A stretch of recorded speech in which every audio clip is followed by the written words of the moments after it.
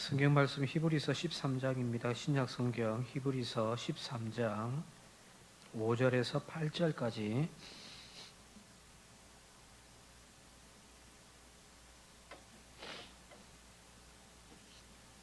신약 성경 368쪽입니다.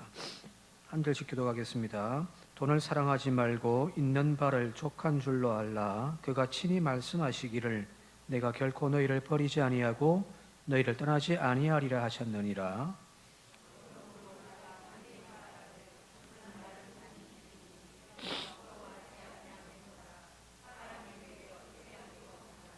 하나님의 말씀을 너희에게 일러주고 너희를 인도하는 자들을 생각하며 그들의 행실의 결말을 주의하여 보고 그들의 믿음을 본받으라. 우리 주 어제나 오늘이나 영원토록 동일하시니라. 아멘.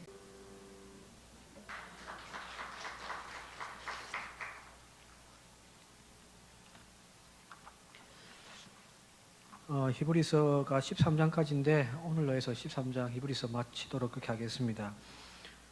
지난 시간에 말씀을 다 못 드려서 오늘 5절부터 몇 구절만 좀 살펴보겠는데, 우선은 5절에 보게 되어지니까 돈을 사랑하지 말고 있는 바를 족하게 알라고 합니다.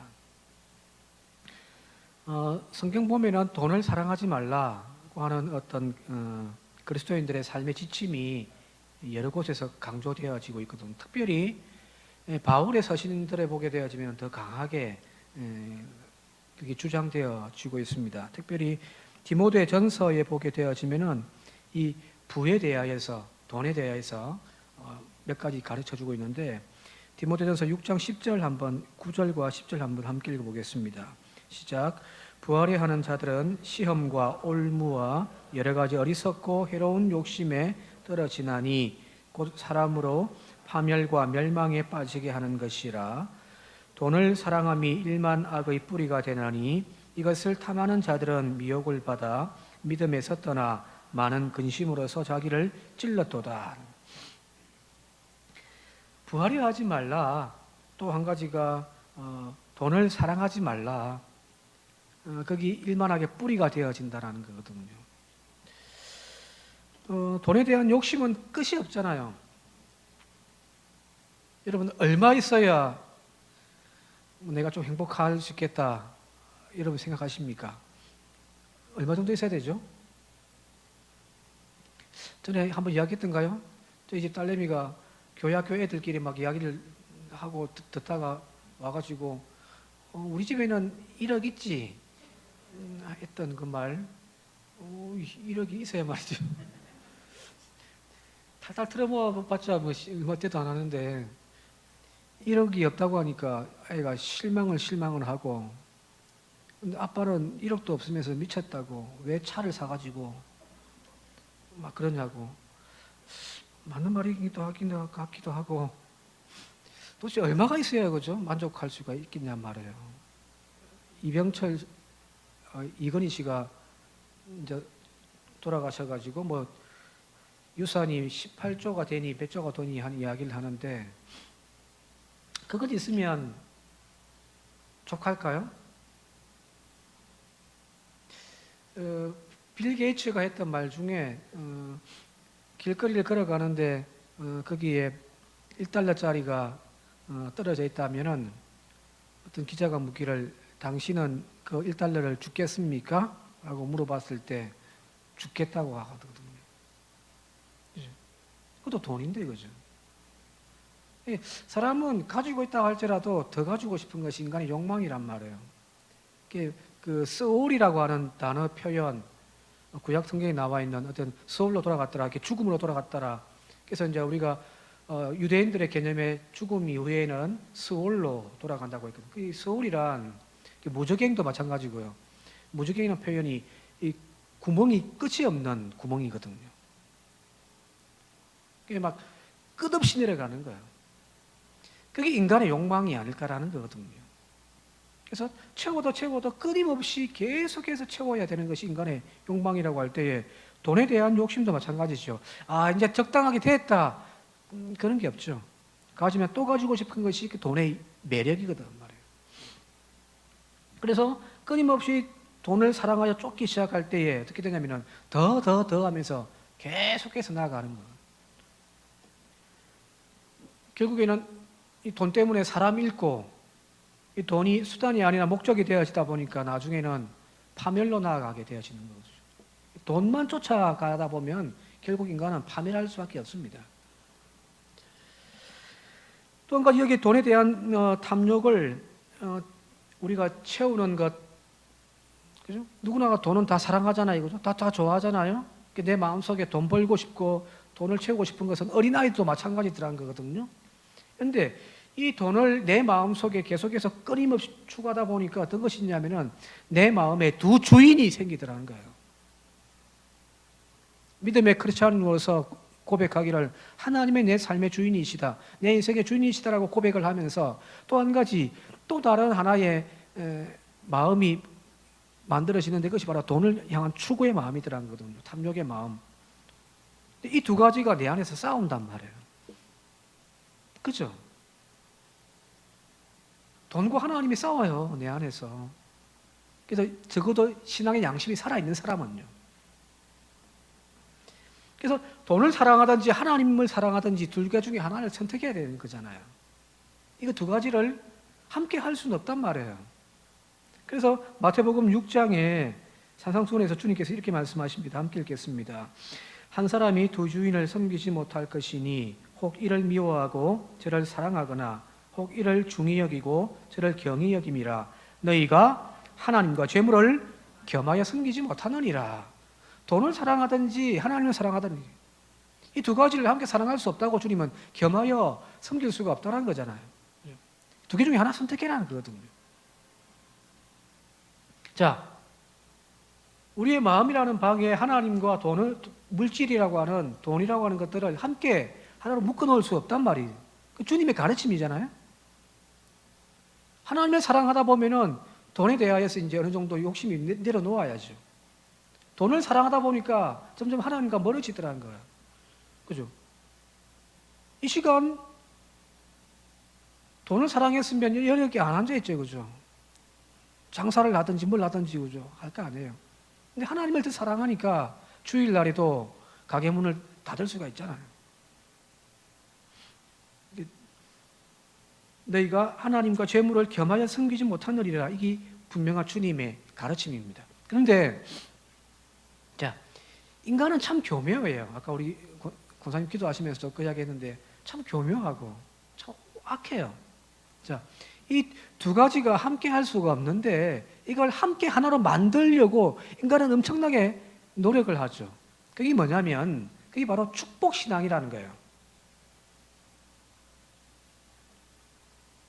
자, 돈, 하나님 겸하여 섬길 수 없으니 하나를 버리고 하나를 놓고서 하나를 붙잡아야 되는데 이거 두 가지 다 놓칠 수가 없죠.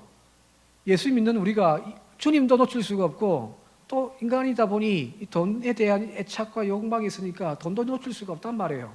이걸 두 가지를 다 붙잡아가지고 하나로 뭉치려고 하다 보니까 무엇이 만들어지냐면 축복신앙, 번영신학이라는 것이 만들어진다는 거예요.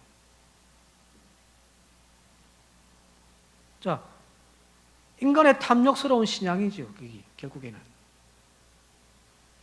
이 번영신학이라는 것이 미국에서부터 나왔거든요. 자본주의가 판을 치는, 돈이 판을 치는 그 사회, 그게 미국이잖아요. 거기에서 만들어진 신학이 바로 이 번영신학이거든요. 그게 이제 한국으로 넘어와가지고 한국의 어떤 한국을 말로 표현하면 축복신앙, 뭐 삼중 축복이 대표하는 어떤 축복신앙이죠. 예수 잘 믿어라, 하나님 사랑해라. 그러면 하나님이 축복해 준다. 돈과 하나님을 한 군데에 뭉쳐놔 버린 거죠. 묶어 놓는 거죠. 하나님께 잘 섬기고 교회 열심히 하면 하나님 축복해 준다.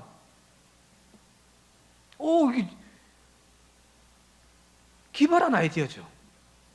주님은 돈과 하나님을 겸하여 섬길 수 없다고 하는데 이 축복신앙이라는 것은 교묘하게 어떻게 엮어가지고 어떻게 하냐면 하나님과 돈을 한꺼번에 함께 뭉쳐질 수 있는 거죠.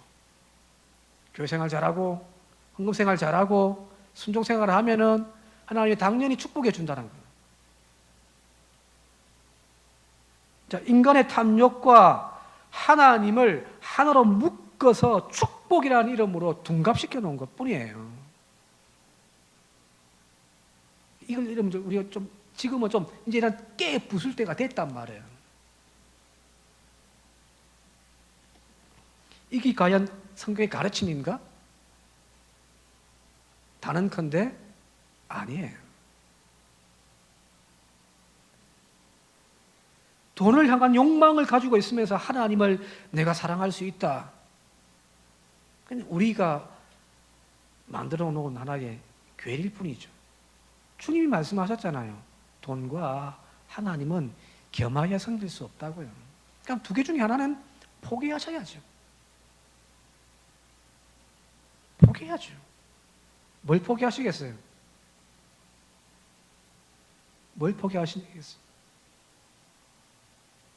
자, 돈에서 자유로워질 때, 돈에 대한 욕망과 그에 대한 애착, 탐욕에서 자유로워질 때에 우리는 더욱더 하나님께 가까이 갈 수가 있습니다.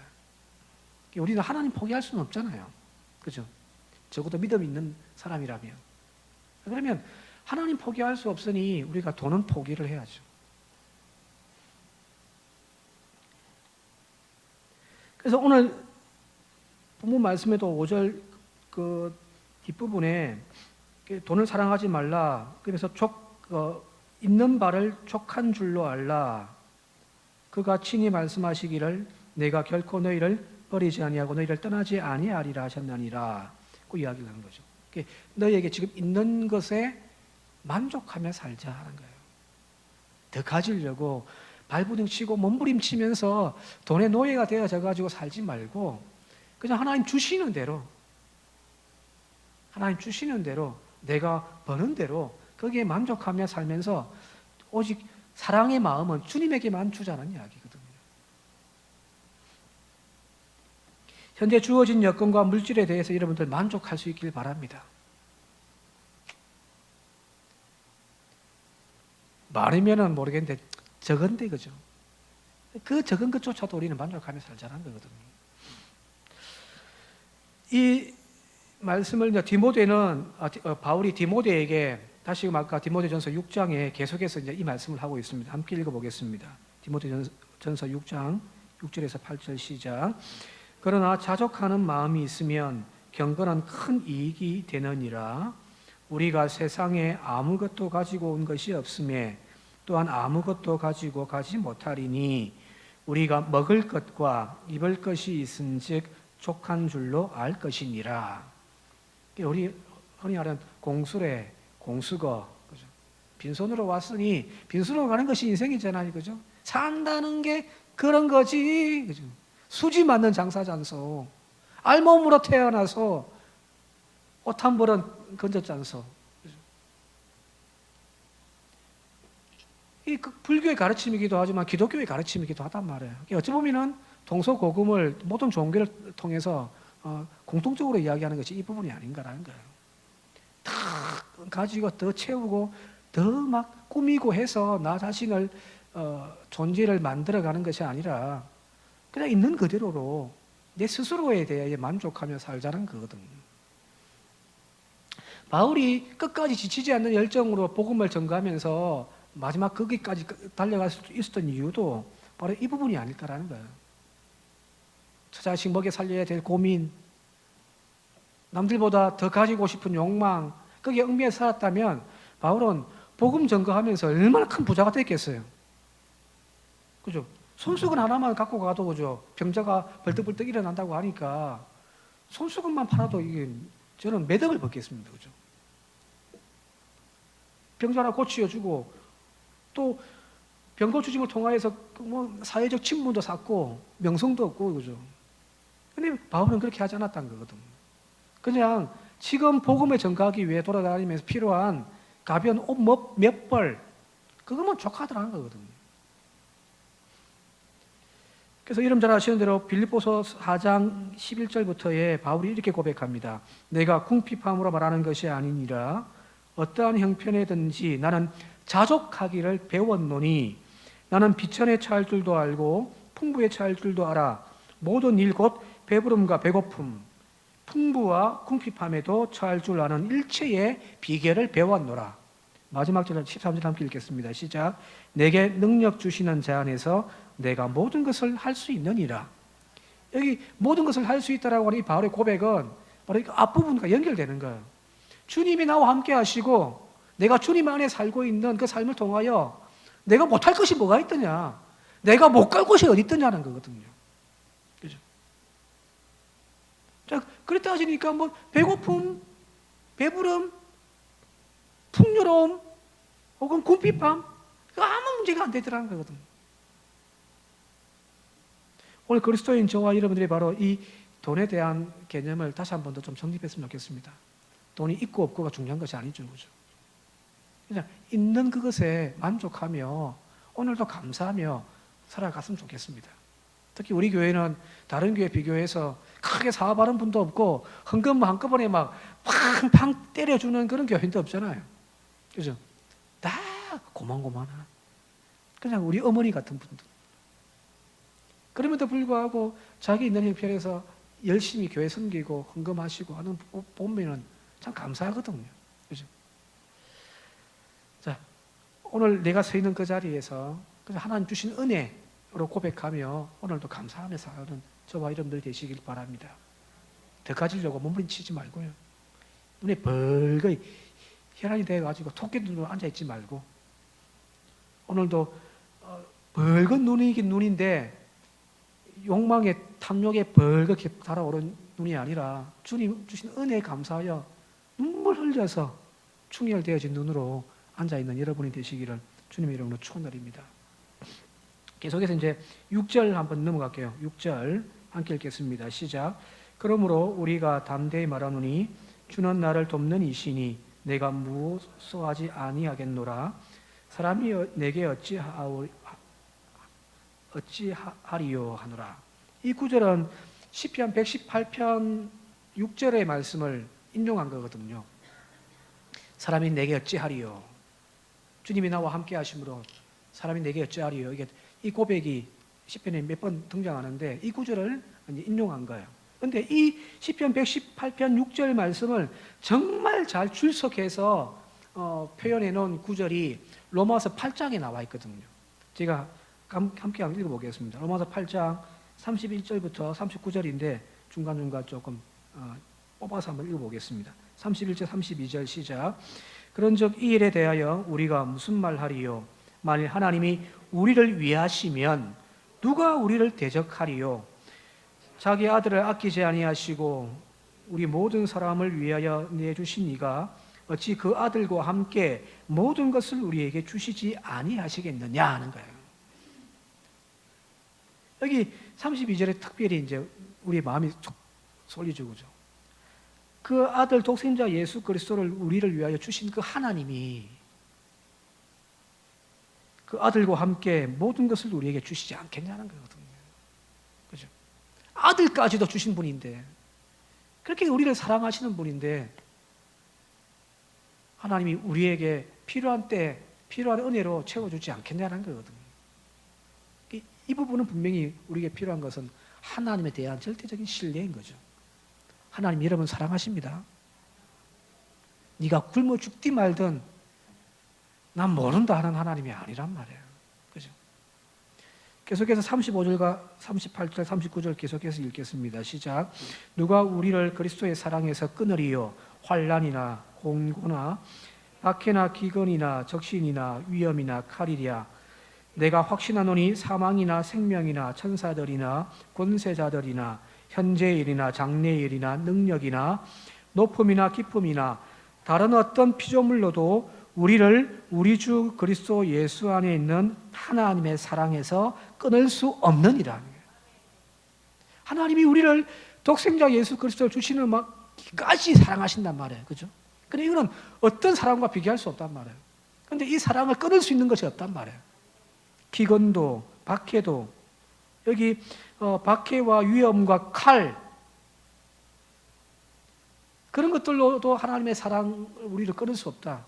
또 여기 기근과 적신, 기근이라 굶주림이거든요. 적신이란 뭐예요?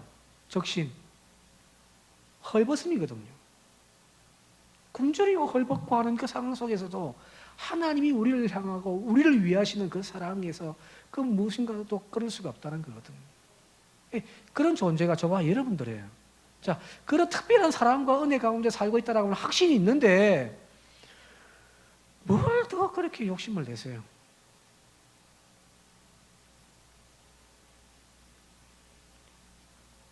이 확신이 없으니까 하나님의 이 사랑과 우리를 위하시는 그 마음을 이해 못하고 확신이 없으니까 자꾸만 다른 것에 우리가 기대며 살아간단 말이에요. 그죠? 이게 돈인 거죠. 근데 아니에요. 하나님에 대한 사랑을 확실히 만나고 깨달으니까 이제 돈도 필요 없어요. 하나님만 생각해도 배가 부른데. 그죠? 그리고 하나님이 절대 우리를 그냥 굶주림으로 내몰아 버리지 아니하신다라는 확신이 있잖아요. 그죠? 그러니까 아멘하면서 가는 것이 룰랄라. 오늘 저와 여러분들이 바로 그런 믿음으로 나아갈 수 있길 바랍니다. 7절 한 절 더 읽고 이제 말씀 정리하고 마치도록 할게요. 7절 읽겠습니다. 시작. 하나님의 말씀을 너희에게 일러주고 너희를 인도하는 자들을 생각하며 그들의 행실의 결말을 주의하여 보고 그들의 믿음을 본받으라 하는 거예요. 여기 이제 지도자들이겠죠, 그죠? 여기서 말하는 지도자들, 인도하는 자들이란 어떤 사람들이냐면은 죽음의 그리고 또 고난의 위협 속에서도 끝까지 신앙을 지키고 나아갔던 자기들이 복음을 전거한 대로 그대로 또 믿음으로 살아갔던 사람들의 그 모습을 잘 주의하여 지켜보고 너희도 그렇게 하라는 거예요. 네.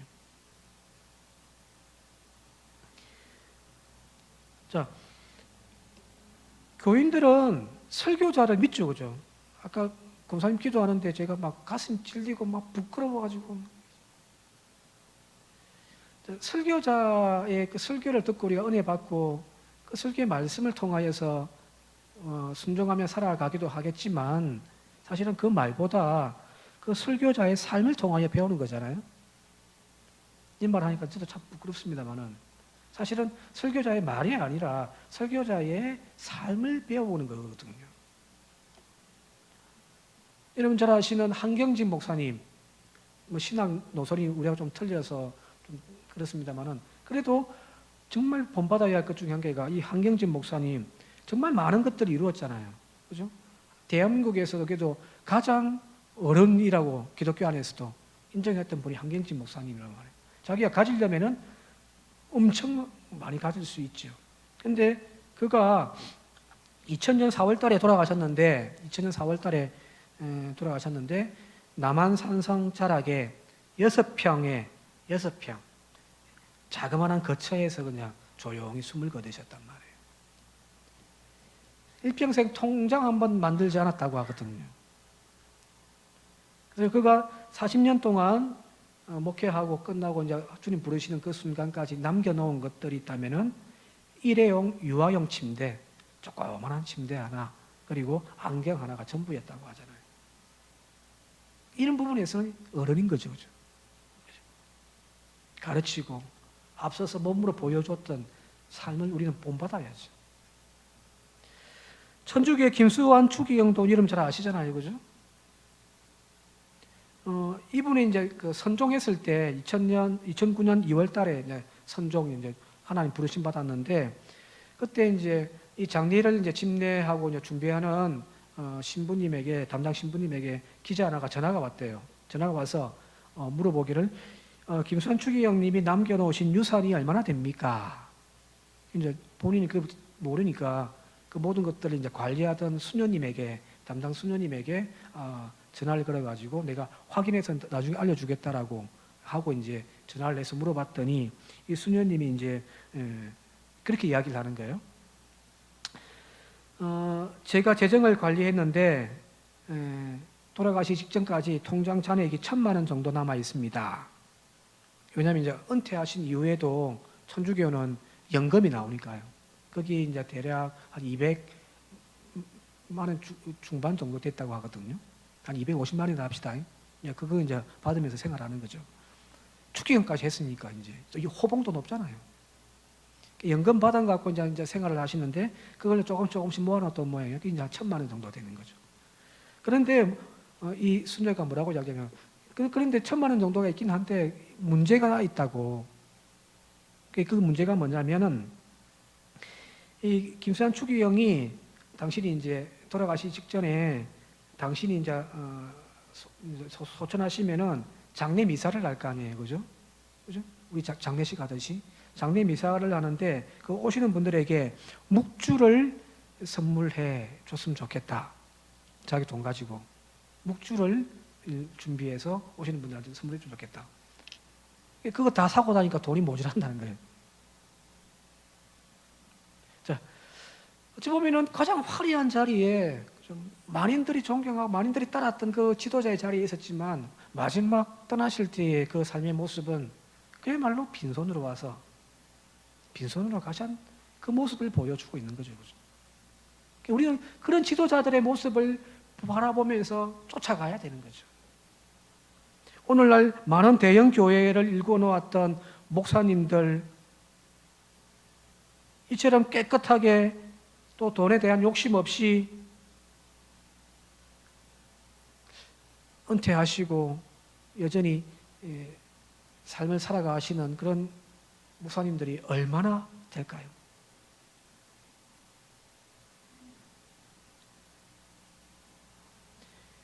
목회하시면서 강단에서 설교했던 화려한 미사어구의 그 감동을 주는 말들로 꾸려져 있던 그 설교, 거기에서 은혜 받고 감동받는 것이 아니라 그 삶을 통하여 하나님의 사랑과 진리를 선포하셨. 그죠? 그래 되어야 교인들이 변화되는 거죠. 그죠? 그리고 성도들은 그 삶을 바라보면서 쫓아가면서 또 배우고 변화받고. 그죠? 오늘 우리 교회가 그랬으면 좋겠습니다.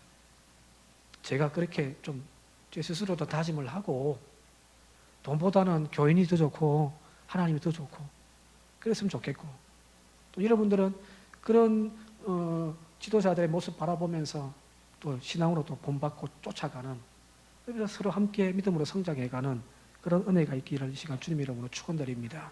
함께 기도드리겠습니다.